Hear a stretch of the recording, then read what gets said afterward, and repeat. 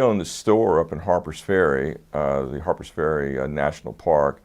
If you know anything about the Civil War, it was one of America's original armories, established by George Washington.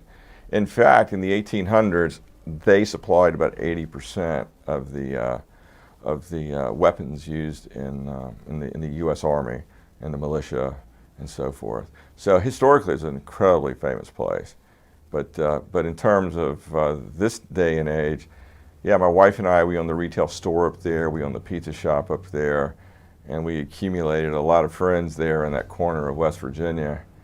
And my wife still does shows. She's a leather crafter, so they have shows once a month. And so that means that that's the day that the husband's got to do the husband duties. So, she's a leather crafter.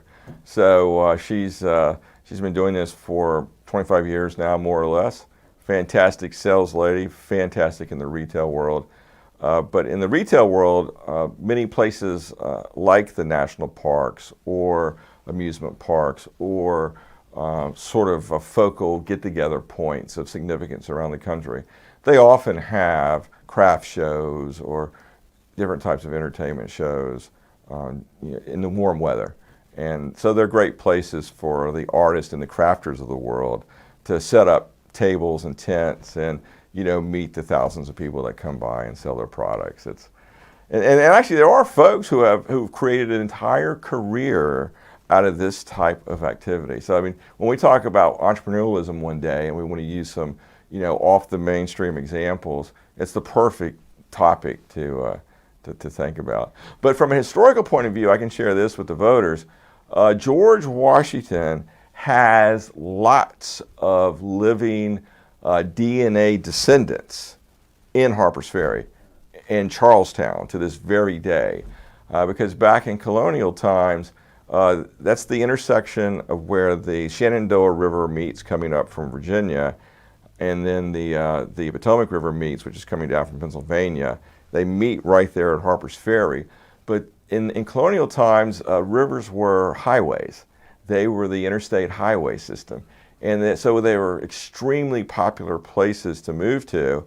And many members of George Washington's family that didn't settle, in Virginia around Mount Vernon, they traveled out to Harpers Ferry in Charlestown, which is just a little town right next to Harpers Ferry. However, in George Washington's day, West Virginia was not West Virginia. It was still part of Virginia. So, and then Harpers Ferry, of course, was part of Virginia. So in colonial times, they just moved further out west into Virginia.